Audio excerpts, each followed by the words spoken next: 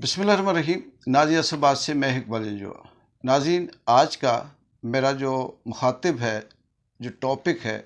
वो आफ्ताब इकबाल साहब के हवाले से मैं उनसे कुछ सवाल पूछना चाहता हूँ। क्योंकि आज के दौर में एक जो सोशल मीडिया है, ये जो वीलॉगर हैं, ये जो यूट्यूब है या चैट जीपीटी भी आया है, इसका अगर हम पॉजिटिव देखें तो फ़ायदा ये है कि वो चीज़ें जो हम कई किताबें पढ़ने के बाद अगर हम उससे समझते थे, किसी नावल को, किसी कहानी को, किसी मज़मून को, उसमें से एक लाइन या कुछ लफ्ज़ निकालते थे, सेंट्रल आइडिया उसका,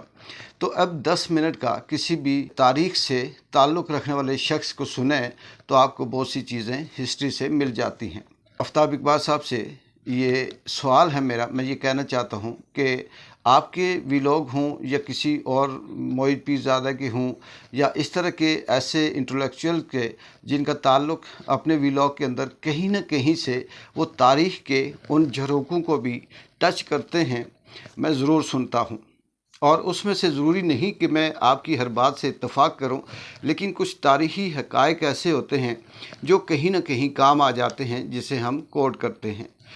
मैं भी सहाफ़त का एक छोटा सा स्टूडेंट हूँ, क्योंकि हम जिस एरिए में, जिस इलाके में, फिर जिस खित्ते में, जिस मुल्क में रहते हैं, यहाँ पर ना सलाहियत चलती है, ना डिग्री चलती है, ना जर्नलिज़म के अंदर मास्टर या पीएचडी चलती है। यहाँ सिर्फ चलता है ताल्लुक़, पैसा, चापलूसी और पॉलिश। वो बदकिस्मती से हमारी ना फितरत में है, ना आदत में है, ना हमारे डीएनए में है। इसलिए हम भी कहीं किसी कोने खुदरे में भटक रहे होते हैं। लेकिन तारीख़ में मैंने भी जब स्टूडेंट था जर्नलिज़म का, तो ये पढ़ा था कि प्रोपोगंडा एक साइंस है और ये प्रोपोगंडा वाकई उस दौर में बहुत काम आता था, जो आप अपने अक्सर वीलॉग में बताते हैं। लेकिन मेरा आपसे इस बात पे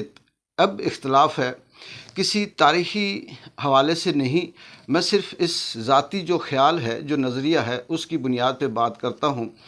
कि जंग अज़ीम दोम हो, वन हो, या 70 से पहले की बात हो, 65 का दौर हो, या अंग्रेज़ों की वो जो 1852 में, 51 में, 1806 में जो जंगें हुई या झड़पें होती थी, तो उसमें इसमें कोई शक नहीं, हलाकू खान का दौर हो, हिटलर का दौर हो, चंगेज़ खान का दौर हो, तो इसमें प्रोपोगंडे ना सिर्फ साइंस की हद तक काम करते थे, बल्कि ये ज़हन साजी में और फ़ैसला साजी में भी बहुत अहम किरदार अदा करते थे, साइकी को चेंज कर देते थे। लेकिन आज का दौर जो सोशल मीडिया का दौर है, इसमें मेरा ज़ाती ये ख़्याल है कि प्रोपोगंडा अब साइंस नहीं रही। प्रोपोगंडा अब सिर्फ एक अफवाह, झूठ, फ्रॉड और एक सनसनीखेज़ की हद तक बात रह गई है। क्योंकि अब एक तरफ, जैसे आप भी बहुत सी एग्जांपल देते हैं, हम भी सुनते हैं, सोशल मीडिया पे भी देखते हैं कि एक प्रोपोगंडा होता है इंडिया की तरफ से कि पाकिस्तान की फ़ौज की या सरहदों पे खिलाफ वर्जी हो गई, जई थई फेर दी, जहाज़ गिरा दिए, और इधर पाकिस्तान की तरफ से भी ऐसा ही कुछ जेदे मेदे बैठकर वहाँ प्रोपोगंडा करते हैं, ये तूफ़ान आ गया, ये तीर मार दिया, ये हमारे लोगों ने इंडिया की नाक में दम कर दिया, इंडिया का सारा निज़ाम उलट पुलट कर रख दिया। इस तरह से प्रोपोगंडे करते हैं, जस्ट फॉर एग्ज़ाम्पल। लेकिन चंद ही सेकंडों के बाद या मिनटों के बाद उसका तोड़ भी आ जाता है। एक बात। दूसरी बात यह है कि पुराने ज़माने में जिन तारीख़ों का आप हवाला देते हैं, उस दौर में अगर कोई प्रोपोगंडा करता था तो कोई एक दो शख्स मुकर्रर होते थे रियासत की तरफ से।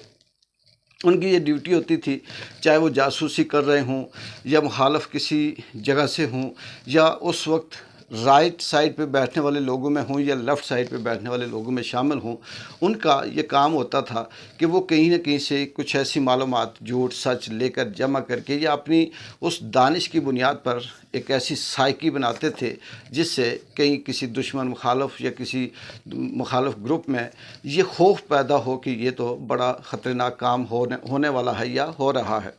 लेकिन आज के दौर में ना कोई इस तरह से जासूस है और ना ही कोई ऐसा हुकूमत की तरफ से जो मुकर्रर हैं, और जो मुकर्रर हैं भी, चाहे उसमें मंसूर हो, जेदा हो, ख्वाजे हों, ताड़र हों, या अदर वदर ये जो जितने भी बेशुमार टीवी में आके बैठ के बात करते हैं ये हों,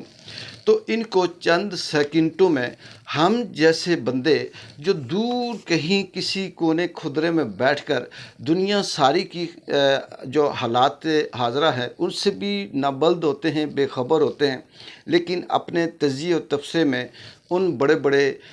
लाखों करोड़ों के हिसाब से मराते लेने वालों को भी ज़ीरो कर देते हैं। तो यहाँ पर वो प्रोपेगेंडा भी बिल्कुल आप ये कहें कि अब मेरे ख़्याल में सांस नहीं रही, बल्कि अब वो एक अफवाह बन चुकी है और इसकी अब उस तरह से अहमियत नहीं है। बेशक किताबों में लिखा हो आप उसे कहते हैं, लेकिन मेरा एक तो ये सवाल था कि आप इतनी रिसर्च करते हैं तो क्या आप अभी भी इस प्रोपेगेंडे को साइंस समझते हैं या साइकी चेंज करना समझते हैं? मेरा ये एक सवाल। दूसरा ये कि आपने बिल्कुल कई दिनों से ये मुसलसल रट लगा रखी है कि जंग होगी, जंग अटल है, जंग होनी है। ठीक है, आपकी अपनी तजिया, आपका तबसरा, आपकी अपनी एक सोच है, वजदान है, यहाँ से आप सुनते हैं, सोचते हैं और फिर बात करते हैं। लेकिन मुझ समेत बेशुमार ऐसे छोटे छोटे लोग भी बार बार मैं इसलिए ये कहता हूँ कि क्योंकि हमारी वो हैसियत नहीं है, हम कहीं दूर बैठकर छोटी सी बात करते हैं, हमारा जो दायरा कार है वो भी बहुत महदूद है।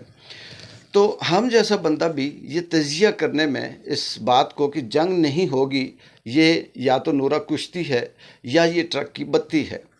अब ये नूरा कुश्ती है या ट्रक की बत्ती है, इसके पीछे जो तजिया हम जैसा बंदा करता है वो ये कहता है कि हिंदुस्तान, जिसकी अपनी एक बहुत बड़ी इंटरनेशनल मार्केट भी है, उसके अंदर इन्वेस्ट भी हो रहा है, और फिर ये भी है कि पाकिस्तान भी उनके साथ अंदर खाने कहीं ना कहीं मिला हुआ है किसी न किसी हवाले से, चाहे वो सियासी हों, समाजी हों, कारोबारी हों, मिलिट्री हों, किसी भी रंग रूप में हों, कहीं ना कहीं इनकी आपस में बातें जुड़ी हुई हैं। और ये हो सकता है कि देहात में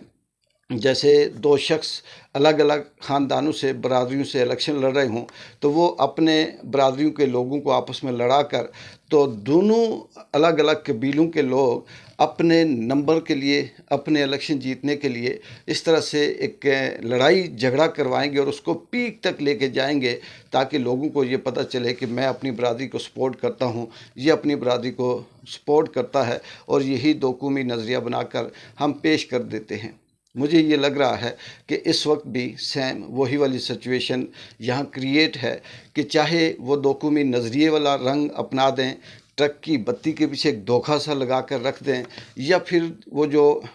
खाड़े में पहलवान सिर्फ नूरा कुश्ती कर रहे होते हैं लोगों को महसूस करने के लिए कि 2 दफ़ा आपने मुझे उठाकर ज़मीन पे मारना है, 3 दफ़ा मैं आपको उठाकर मारूंगा, और बाद में हम देख लेंगे आपस में हमने क्या करना है। तो दूसरा सवाल ये था कि ये जंग आपको अटल तो नज़र आती है, लेकिन मुझे ये लगता है कि अब वो दौर नहीं है, क्योंकि जंग जब हुआ करती थी चंगेज़ खान, हलाकू खान, हिटलर के दौर में, तो वो मुल्कों पे कब्ज़ा करने की होती थी। अब की अगर जंग है तो हिंदुस्तान अगर जीतता है या पाकिस्तान अगर जीतता है जंग, तो ना ये वसाइल पे कब्ज़ा कर सकेगा, ना ये उस खित्ते पे कब्ज़ा कर सकेगा। वापस आप इनको अपनी उसी अमन वाली लाइन पे आना है। हाँ, वसाइल की जहाँ तक है, पानी बंद कर दिया, रास्ता बंद कर दिया, तजारत बंद कर दी, फ़ज़ाई रास्ते बंद कर दिए, ये कुछ इस तरह से करके तो अपनी आवाम को ये दिखाना है कि हम बड़े अपने मुल्क के लिए, अपनी आवाम के लिए बड़े ताकतवर हैं और बड़ी हमायत रखते हैं। तो मैं से ये चाह रहा था कि इस तरह की बेशुमार ऐसी थ्योरीज़ हैं जो माजी में तो सच थी, माजी में कोई साइंस थी, कोई वो बहुत बड़ा काम करती थी, कोई साइकी चेंज करती थी, लेकिन वो थ्योरियाँ वक्त के साथ साथ साथ डेड होती गई और अब उनकी मेरे ख्याल में कोई ख़ास अहमियत नहीं है। एक बार जिन को इजाज़त दें, अल्लाह हाफ़िज़।